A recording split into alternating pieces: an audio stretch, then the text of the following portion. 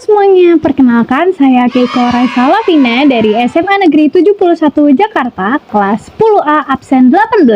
Pada video kali ini saya akan membahas tentang teks laporan hasil observasi. Berikut videonya. Pertama-tama, apa itu teks LHO?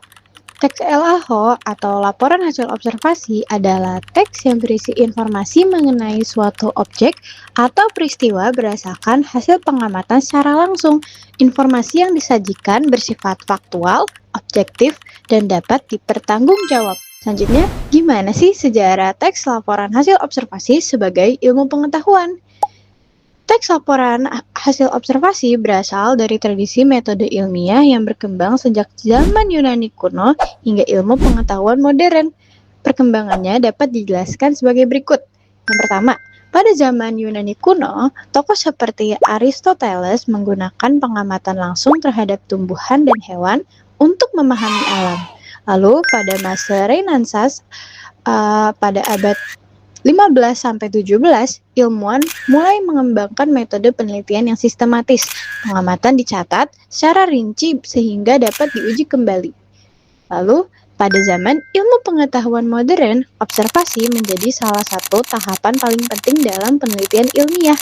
Hasil pengamatan kemudian ditulis dalam bentuk laporan agar dapat dipelajari dalam pendidikan Indonesia.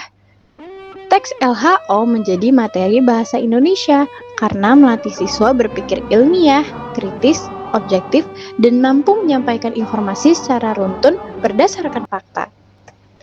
Tujuan dari teks laporan observasi apa sih? Yang pertama, menyampaikan informasi hasil pengamatan kepada pembaca. Yang kedua, menambah pengetahuan tentang suatu objek. Yang ketiga, menjelaskan fakta secara sistematis dan objektif. Lalu saya akan membahas tentang struktur teks laporan hasil observasi. Yang pertama, pernyataan umum. Pernyataan umum berisi definisi atau gambaran umum objek. Yang kedua, deskripsi bagian. Deskripsi bagian menjelaskan ciri-ciri, bagian, dan karakteristik objek. Dan yang ketiga, deskripsi manfaat atau simpulan. Deskripsi manfaat menjelaskan manfaat atau peran objek dalam kehidupan. Selanjutnya, kita akan membahas tentang kaidah kebahasaan laporan teks observasi nih. Ada yang tahu nggak kira-kira? Nah, yang pertama adalah nomina atau kata benda. Contohnya, bunga, tumbuhan, air, lingkungan, siswa, dan masih banyak lagi. Selanjutnya, kalimat definisi. Contohnya, fotosintesis adalah proses pembuatan makanan oleh tumbuhan dengan bantuan cahaya matahari. Di sini kata kuncinya adalah. Kata kunci lainnya pada kalimat definisi bisa berupa adalah, yaitu, merupakan, dan masih banyak lagi. Selanjutnya, menggunakan kalimat deskripsi. Kalimat deskripsi contohnya, daun tumbuhan berwarna hijau dan memiliki permukaan yang halus. Biasanya merupakan kalimat kompleks atau kalimat yang berisi konjungsi. Selanjutnya, menggunakan istilah ilmiah atau baku. Istilah ilmiah contohnya seperti klorofil, oksigen, karbon dioksida, dan fotosintesis. Lalu, masih banyak lagi. Selanjutnya adalah kata kerja aktif. Contohnya, tumbuhan menyerap air dan menghasilkan oksigen. Di sini yang menjadi kata kuncinya adalah imbuhan me. Imbuhan me digunakan pada kata kerja aktif dan himbuan ber juga digunakan dengan kata kerja aktif. Sementara di dan ter digunakan pada kata kerja pasif. Konjungsi atau kata hubung. Contohnya, tumbuhan membutuhkan air dan cahaya matahari agar dapat melakukan fotosintesis. Di sini, yang menjadi kata konjungsi adalah dan. Bagaimana cara membuat laporan hasil observasi? Yang pertama, pastinya kita wajib menentukan objek yang akan diamati. Misalnya, tumbuhan, hewan, tempat, atau benda. Yang kedua, melakukan pengamatan. Amati objek secara langsung atau gunakan sumber yang terpercaya. Catat fakta-fakta penting seperti ciri-ciri, bagian, fungsi, atau manfaat. Yang ketiga, menyusun kerangka teks. yang terdiri atas pernyataan umum, deskripsi bagian, dan deskripsi manfaat. Yang keempat, menulis dengan bahasa yang baku dan objektif. Hindari pendapat pribadi, gunakan kalimat yang jelas, padat, dan berdasarkan fakta. Selanjutnya, aku ingin mengajak teman-teman untuk mengamati lagu sebagai objek observasi. Bisakah lirik lagu menjadi objek pengamatan? Biasanya, ketika mendengar sebuah lagu, kita langsung berusaha memahami maknanya. Tapi kali ini kita akan melakukan suatu hal yang berbeda. Bukan menafsirkan lagunya, melainkan mengamati liriknya. Apa yang bisa kita amati? Yang pertama, pilihan kata.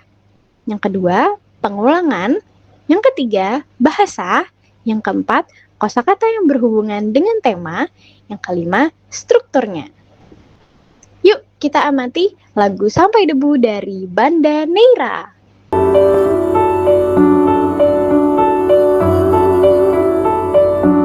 Sebelumnya, mari kita identifikasi objek tersebut.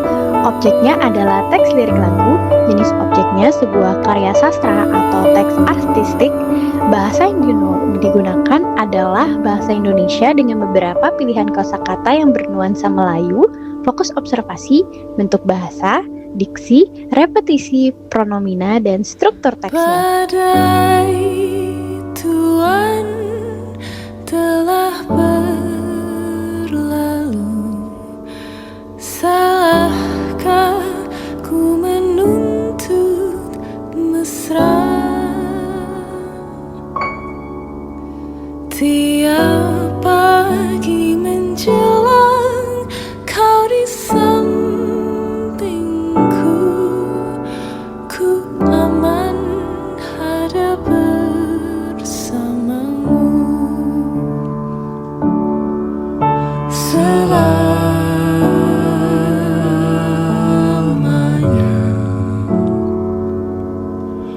sampai kita tua, sampai jadi debu, ku dilihat yang satu, ku di sebelahmu. Berikut saya lampirkan hasil pengamatan struktur teks dari lagu Sampai Jadi Debu Banda Neira.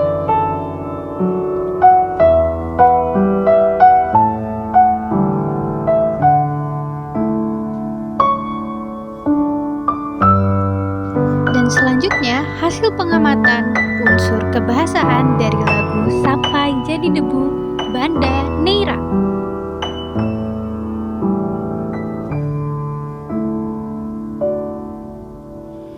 Badai puan telah berlalu, salahkah ku menuntut mesra?